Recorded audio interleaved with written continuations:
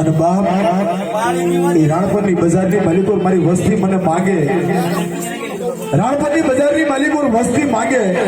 અને જો હેમલાની દેવી દેવતા પાસે પડવું તેથી મને હેમલાની દેવીને તાજમનો ઘડાય બાપ. પણ બાપ હા સાપન મન ધનથી અને મન વચન કર્મથી એક વખત બાપ મારા રાણપરની બજારની માલિકો માથું નાખો અને હાથમાંથી જો હોશિયાળું આહુડું પડવા દેવું ને તેથી મને હેમલાની દેવીને જગતમાં ખોડ જઈ જાય બાપ.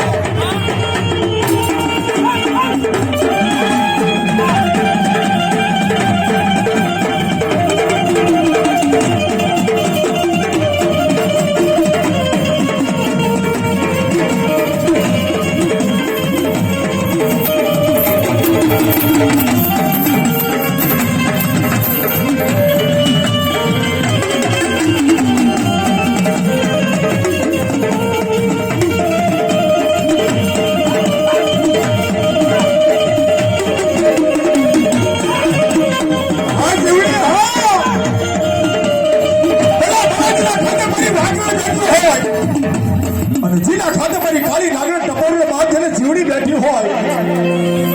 નાગના કઈડીના હળા તળદી જીવે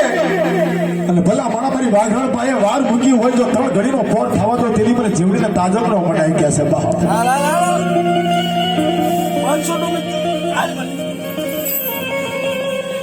પણ બાપ કોક વાદી આવ્યા, કોક વાંજા આવ્યા અને રાણપરના બજારની માલિકો બાપ જોવે છે જીવડી બેઠી છે. દીદી તલકલા બાર બાપ મારી વાઘણ માંડી ઉભી રહી જાય, થવા વ્યક્તિ કાળી નાગની માંડી ખ્યાલ માંડી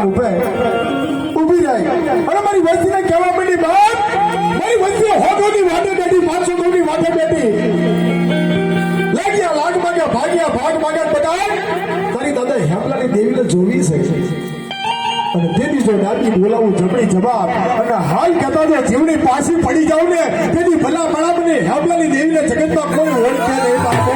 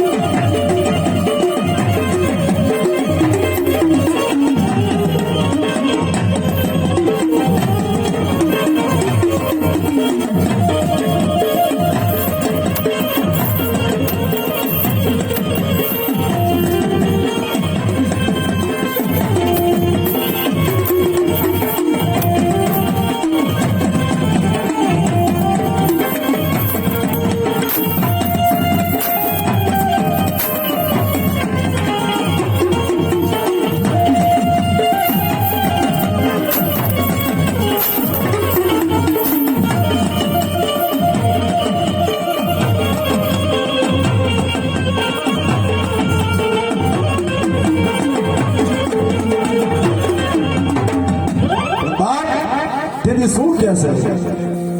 કે જગતની માલિકો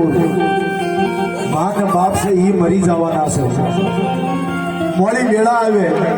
કોઈ ભયું હગા નો થાય, હગા કોઈ આપણા વાલા નો થાય,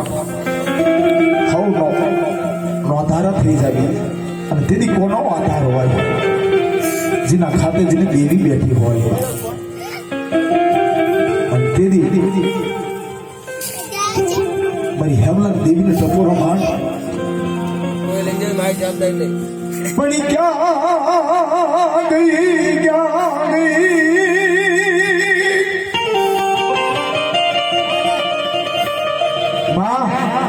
મારો બાપ મરી ગયો છે પણ જીવની તું ક્યાં મરી ગઈ છો? આટલો ટપુરો તેથી માંડ્યો ને ધૂળના ધડકડાની માલિકોથી ગેબી અવાજ થયો, બાપ મારી વસ્તી પાછળની વાટે પડી છે.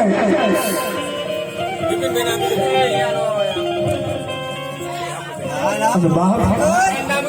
મને વાઘરાના ટપુરો માંડે અને એક કહે અને જો 51 પૂરા ન પાડો ને તેથી બાપ મને હેમલાની દેવીને જગતમાં કોઈ ઓળખે નહીં બાપ.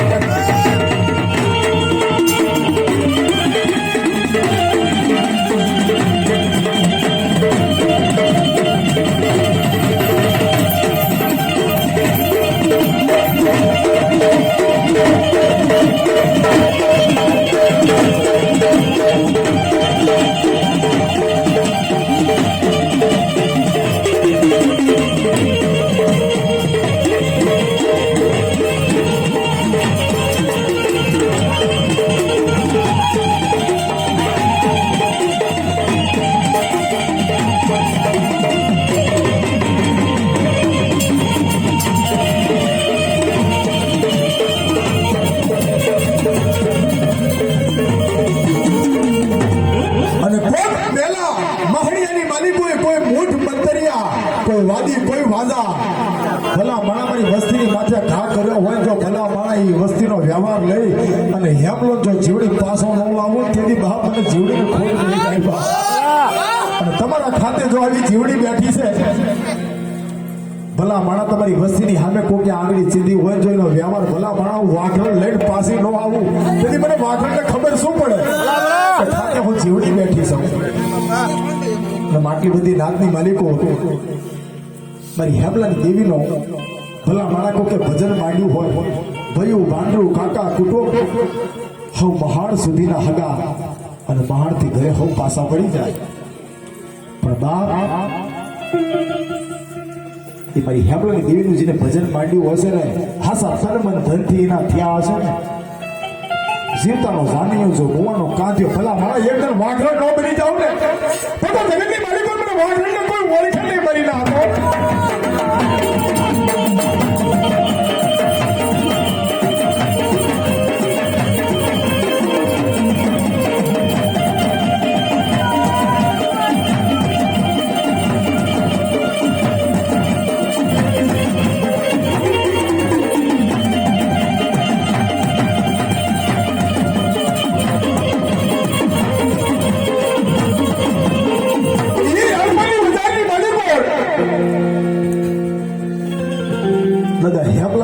બાપ માથાની મોડ કહેવાય અને માથાની મોડોની માલિકો બાપ મારી વાઘરણ હવા વ્યક્તિ કાળી લાગણી જ્યારે બાજે ફ્યાન મારી બેઠી હોય અને તેથી જીવતાનો જાણ્યો મુવાનો કાંધ્યો અને હાલા તણદી જો હેમલા તારી દેવીનું ભજન માંડે જો હાલા તણદી સોચ્યું ઘોર માથે ન ભરવું ને તેથી મને હેમલાની દેવીનું જગતમાં ખોટ દઈ જાય કે સાહેબ ખાતે જેને જીવડી બેઠી હોય અને તમારા બાપે જો કોઈ ભજન માંડ્યું હોય ડુંગળીના ગાડિયા તેલના પરસમાં પાસ આવીના ફોટા બાપ મારી વાઘરને બાળ્યા હોય અને ભલા માણા એ મારી વાઘરણને ટપોરો માંડે અને વસ્તી માંગતા થાકત જો વાઘરણ દેતા થાકી જાવ ને તેથી મને વાઘરણને જગતમાં કોઈ ઓળખે નહીં કરેલા.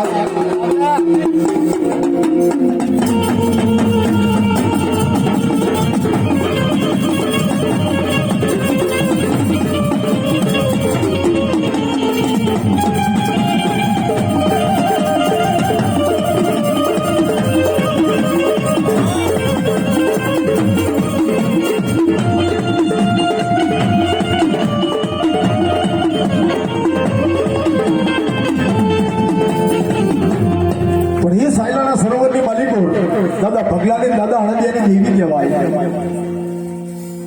અને જાતના વેડુલાજીનું વાંદરી કહેવાય બા. અને એક દિનનો સમાજોગ બને સાયલાનો રાજા એ સદરે સોરી ગયો અને સદરે સોરી ગયો એટલે ભગા દાદાને સા અને પાણી પસંદ દીધા પેલા બે ડાકની જોડી નાખતા અને તેરી ભગા દાદા ધૂપ કરતા